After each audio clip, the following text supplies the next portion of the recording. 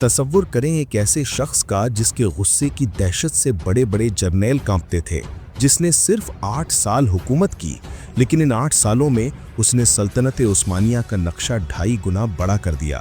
اس نے خزانہ اتنا بھر دیا کہ اپنی مہر لگاتے ہوئے وصیت کی، میرے بعد اگر کوئی بادشاہ اس خزانے کو مجھ سے زیادہ بھر دے تو وہ اپنی مہر لگائے، ورنہ قیامت تک اس خزانے پر میری ہی مہر لگی رہے۔ اور واقعی سلطنت کے زوال تک اس خزانے پر اسی بادشاہ کی مہر لگی رہی۔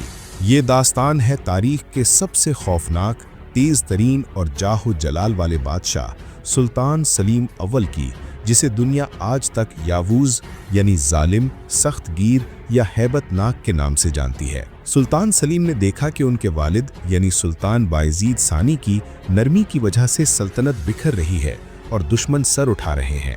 سلیم نے ینیچری فوج کی مدد سے اپنے ہی باپ کو تخت سے اتارا اور خود بادشاہ بن گیا، لیکن تخت پر بیٹھتے ہی اس کے سامنے سب سے بڑا خطرہ اس کے اپنے سگے بھائی یعنی شہزادہ احمد اور شہزادہ کورکت تھے۔ سلیم کا اصول بہت واضح تھا، ریاست کی بقا کے لیے ہر رشتہ قربان کیا جا سکتا ہے۔ اس نے اپنے دونوں بھائیوں اور ان کی اولادوں کو بے دردی سے قتل کروا دیا۔ یہ ایک انتہائی ظالمانہ فیصلہ تھا، لیکن سلیم نہیں چاہتا تھا کہ اس کے پیچھے کوئی بھی بغاوت کی چنگاری باقی رہے، کیونکہ اسے ایک بہت بڑے طوفان کا سامنا کرنے کے لیے مشرق کی طرف جانا تھا۔ ایران میں صفوی سلطنت کا حکمران شاہ اسماعیل ایک نوجوان اور انتہائی طاقتور بادشاہ تھا۔ اس نے خود کو ناقابل شکست سمجھ لیا تھا اور اناطولیہ یعنی ترکی میں بغاوتیں کروا رہا تھا۔ شاہ اسماعیل نے سلیم کا مذاق اڑانے کے لیے اسے عورتوں کے کپڑے اور ایک قطرہ بھیجا۔ یاووز سلیم کا خون کھول اٹھا۔ اس نے ایک عظیم الشان فوج تیار کی اور ایران کی طرف مارچ شروع کیا۔ یہ کوئی عام سفر نہیں تھا، سینکڑوں میل کا دشوار گزار پہاڑی اور صحرائی راستہ تھا۔ شاہ اسماعیل نے جھلسی ہوئی زمین یعنی سکارچڈ ارتھ کی حکمت عملی اپنائی اور راستے کے تمام کنویں اور فصلیں جلا دیں تاکہ عثمانی فوج بھوکی پیاسی مر جائے۔ سلیم کی اپنی فوج یعنی ینیچری تھک کر بغاوت پر اتر آئی۔ سپاہیوں نے سلطان کے خیمے پر تیر برسائے اور واپس چلنے کا مطالبہ کیا۔ سلیم اکیلا اپنے خیمے سے باہر نکلا، گھوڑے پر بیٹھا اور گرج کر بولا، جو ڈرپوک ہیں وہ اپنی عورتوں کے پاس واپس چلے جائیں، میں یہاں اکیلا لڑنے آیا ہوں اور میں پیچھے نہیں ہٹوں گا۔ اس ہیبت ناک للکار نے فوج میں دوبارہ جان ڈال دی۔ 23 اگست 1514 کو چالدران کے میدان میں دونوں عظیم طاقتیں ٹکرائیں۔ شاہ اسماعیل کے پاس دنیا کے بہترین اور تیز ترین گھڑ سوار تھے، لیکن سلیم کے پاس ایک ایسا ہتھیار تھا جس نے جنگ کا نقشہ بدل دیا، توپیں اور بارود۔ سلیم نے بیل گاڑیوں کو زنجیروں سے باندھ کر ایک دیوار بنا دی اور ان کے پیچھے اپنی توپیں چھپا دیں۔ جب صفوی گھڑ سواروں نے اندھا دھند حملہ کیا تو عثمانی توپوں نے آگ اگلنا شروع کر دی۔ صفوی کی فوج کٹ کر گرنے لگی۔ شاہ اسماعیل خود زخمی ہوا اور میدان چھوڑ کر اتنی تیزی سے بھاگا کہ اپنی سب سے پیاری بیوی تاجلو بیگم اور اپنا سارا خزانہ وہیں چھوڑ گیا۔ سلیم نے صفویوں کے دارالحکایت تبریز پر قبضہ کر لیا۔ مشرق کا غرور خاک میں مل چکا تھا۔ سلیم نے صرف یورپ کی طرف نہیں بلکہ اسلامی دنیا کو ایک جھنڈے کے تلے جمع کرنے پر توجہ دی۔ چالدران کے بعد سلیم کی نظریں مصر کی مملوک سلطنت پر تھیں۔ مملوکوں نے شاہ اسماعیل کا ساتھ دیا تھا۔ 1516 میں مرج دابق کے مقام پر سلیم نے مملوک سلطان کو شکست دی اور شام فتح کر لیا۔ اب اگلی منزل قاہرہ یعنی مصر تھی، لیکن مصر پہنچنے کے لیے صحرائے سینا کو پار کرنا تھا۔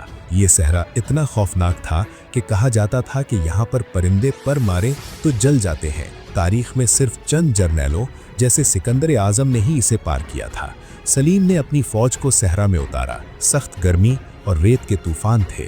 اچانک فوج نے دیکھا کہ سلطان سلیم اپنے گھوڑے سے اترے اور پیدل چلنے لگے۔ وزیر حیران ہوئے کہ بادشاہ پیدل کیوں چل رہا ہے۔ جب وزیروں نے پوچھا تو سلیم نے روتے ہوئے جواب دیا، کیا تمہیں نظر نہیں آ رہا؟ میرے آگے آگے 2 عالم کے سردار حضرت محمد صلی اللہ علیہ وسلم پیدل چل رہے ہیں، میں ان کی موجودگی میں گھوڑے پر کیسے سوار ہو سکتا ہوں؟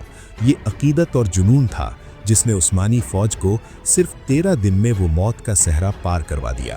1517 میں ردانیہ کی جنگ میں سلیم نے آخری مملوک سلطان تومان بے کو شکست دی اور مصر فتح کر لیا۔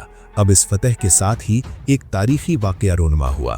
عباسی خلیفہ نے خلافت کی ذمہ داری اور تبرکات، جس میں نبی کریم صلی اللہ علیہ وسلم کا خرقہ مبارک، تلواریں اور پرچم شامل تھے، सुल्तान सलीम के हवाले कर दिए। जुमे के खुतबे में जब इमाम ने सलीम को हाकिम हरमैन शरीफैन यानी मक्का और मदीना का हाकिम कहा तो सलीम ने वहीं टोक दिया और रोते हुए कहा, मुझे हाकिम नहीं खादिम हरमैन शरीफैन कहो, मक्का और मदीना का खादिम कहो। सल्तनत उस्मानिया अब बाकायदा खिलाफत उस्मानिया बन चुकी थी। मिस्र से वापसी पर सलीम का रौब ऐसा था कि पूरा यूरोप कांप रहा था कि अब ये तूफान हमारी तरफ आएगा। सलीम ने बहरिया को तैयार करने का हुक्म दिया और एक नई मुहिम यानी शायद रोड्स या इटली की तरफ के लिए इस्तांबुल से निकला। लेकिन तकदीर के फैसले कुछ और थे। 1520 में सुल्तान की पीठ पर एक छोटा सा फोड़ा निकल आया जिसे शेर पेंचे कहा जाता है। हकीमों ने कहा कि सुल्तान आराम करें और इसे मत छेड़ें, लेकिन सलीम तो यावूस था। उसने सख्ती से इसे निचोड़ने का हुक्म दिया। जहर पूरे जिस्म में फैल गया। वो बादशाह जिसके सामने दुनिया की बड़ी बड़ी फौजें रेत की दीवार साबित हुईं, वो एक छोटे से दाने से शिकस्त खा गया।